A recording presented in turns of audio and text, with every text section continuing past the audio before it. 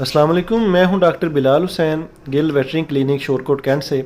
आज आपके साथ केस डिस्कस करेंगे शर्कन का, रात मूत्रे का, जिसको मेडिकली पीपीएच या पोस्ट पार्चूरियंट हीमोग्लोबिनूरिया कहते हैं।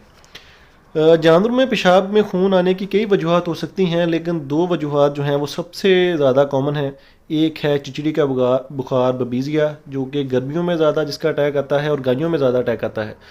दूसरा जो है सबसे बड़ी वजह वो है शर्कन की, जो सर्दियों में ज़्यादा आती है और बफलों में ज़्यादा आती है। ख़ास तौर पे जो बफलो जो ताज़ा सुआ जानवर उसमें, या फिर जो जानवर दूध बहुत ज़्यादा दे रहा हो, या फिर जो गब्बन होती है, तैयार बफलो होती है, उसके अंदर जो इसका अटैक ज़्यादा आता है। आजकल शर्कन के केसेस में बहुत ज़्यादा इजाफा हो गया है और जानवरों को बरवकत और मुकम्मल इलाज ना मिलने की वजह से बहुत से जानवर जो हैं वो लाखों की कीमत के जानवर जो है वो उनकी डेथ हो जाती है। इस वीडियो में हम शर्कन का जो मुकम्मल इलाज शेयर करेंगे। उसकी वजह ये है कि बहुत से जो हम डॉक्टर हैं या जो फार्मर है वो देसी नुस्खा जात के पीछे भागते हैं, और जब तक प्रॉपर इलाज की तरफ आते हैं जानवर की जो है वो डेथ हो जाती है, फिर जो हाथ से निकल जाती है गेम। जब हम आते हैं शर्कन के इलाज की तरफ, हम 7 बातें आपको बताएंगे इसके इलाज के हवाले से, जो आप अगर फॉलो करेंगे तो आपका जानवर की जान बच सकती है। पहली चीज़ तो है जानवर की खुराक। अगर आप अपने जानवर को लूसन, बरसीन या सरसों खिला रहे हैं तो फ़ौरन से पहले जनाब ये खुराक उसकी बंद कर दें, क्योंकि बरसीन और लूसन के अंदर जो है वो ऐसे सेपोनिन केमिकल्स होते हैं जो खून के सेल्स को तोड़ते हैं और जो खून पेशाब के अंदर आना शुरू हो जाता है। तो सबसे पहले जानवर की ये जो चीज़ें हैं ये खुराक बंद कर दें। इसकी जगह आप जानवर को जो है, और कुछ नहीं है तो गंदम जो है वो उसकी थोड़ा कटाई करके जानवर को खिलाएँ, या फिर जो है चरी कहीं से मिल जाए, वो अगर कुछ नहीं मिलता तो साइलेज की कुछ गांठें ले लें और जानवर को जो है वो डालना शुरू कर दें। बरसीन और लूसन जो है फौरी तौर पे बंद कर दें।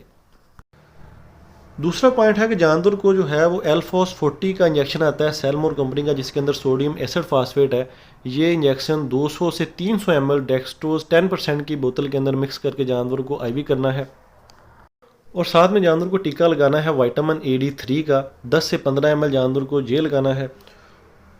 और इसके साथ जो फास्फोरस का किसी भी अच्छी कंपनी का टीका, न्यू डेकाफास्फोन या फिर फास्फान सेलमोर का, कोई भी अच्छी कंपनी का इंपोर्टेड टीका फास्फोरस का, वो 50 ml तक जानवर को जो आईवी करना है।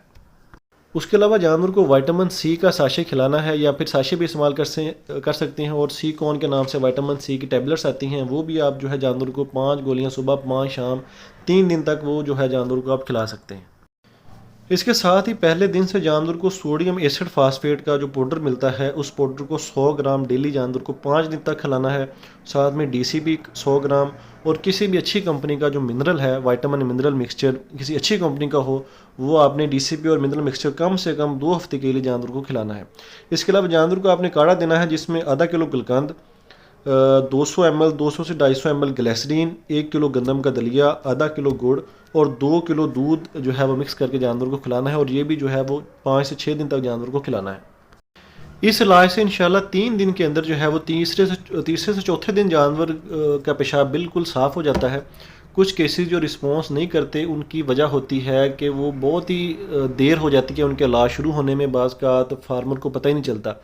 मेरे पास 2 केसेस ऐसे थे जिनमें जानवर ताज़ा हुआ था और उसी दिन उसको साथ ही शर्कन हो गई। तो फार्मर को लगा, किसान को लगा कि शायद ये जानवर मैला फेंक रहा है।